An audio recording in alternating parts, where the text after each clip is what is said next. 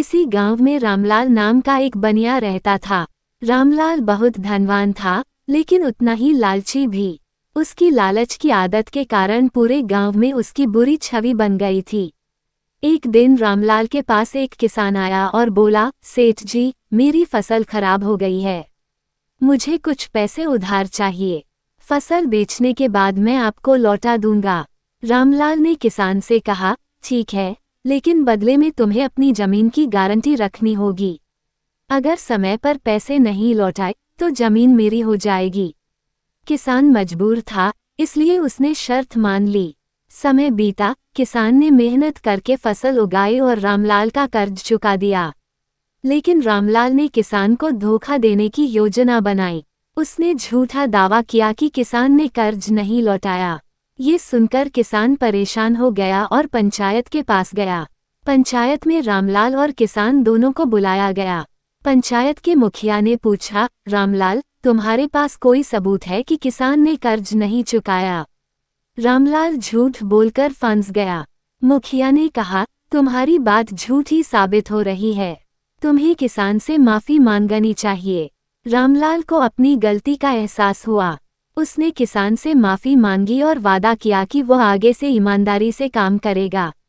इस घटना के बाद रामलाल का लालच कम हो गया और उसने लोगों की मदद करना शुरू कर दिया। धीरे धीरे गांव वालों ने उसे फिर से सम्मान देना शुरू कर दिया।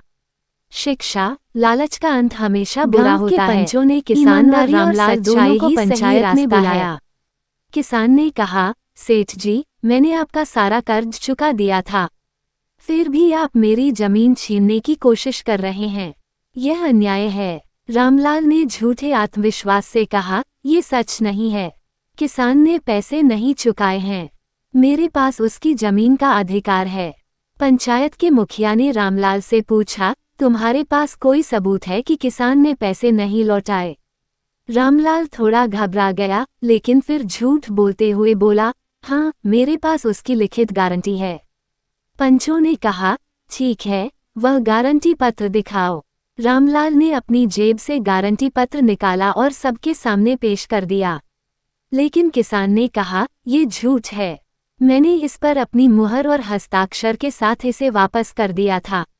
अब पंचायत ने गारंटी पत्र की जांच करने का फैसला किया। उन्होंने गांव के एक विद्वान को बुलाया, जो लिखावट और दस्तावेजों की जांच में निपुण था। विद्वान ने कागज को ध्यान से देखा और पाया कि कागज पर नई तारीख लिखी गई है। ये साबित हो गया कि रामलाल ने कागज में हेरफेर किया था। मुखिया ने कड़े शब्दों में कहा, रामलाल, तुम्हारा झूठ साबित हो चुका है। तुमने न केवल किसान को धोखा देने की कोशिश की, बल्कि पूरे गांव के विश्वास को भी ठेस पहुंचाई है। अब तुम्हें सजा दी जाएगी। सजा के तौर पर पंचायत ने फैसला सुनाया कि रामलाल को किसान को उसकी जमीन वापस करनी होगी और जुर्माने के रूप में अपनी 1/4 संपत्ति गांव के विकास कार्यों के लिए दान करनी होगी। इसके अलावा अगर रामलाल ने भविष्य में ऐसा किया तो उसे गांव से निकाल दिया जाएगा। रामलाल ये सुनकर हक्का बक्का रह गया। उसने अपनी गलती स्वीकार की और किसान से माफी मांगी। उसने कहा, मुझे अपनी गलती का एहसास हो गया है। मैं वादा करता हूँ कि अब से मैं ईमानदारी और सच्चाई के रास्ते पर चलूंगा। किसान ने भी उदारता दिखाते हुए रामलाल को माफ कर दिया। उसने कहा, सेठ जी, इंसान गलती करता है, लेकिन गलती से सीखना जरूरी है। उस दिन के बाद रामलाल ने अपने जीवन को बदलने का फैसला किया। उसने गांव वालों की मदद करनी शुरू की और ईमानदारी से व्यापार करने लगा।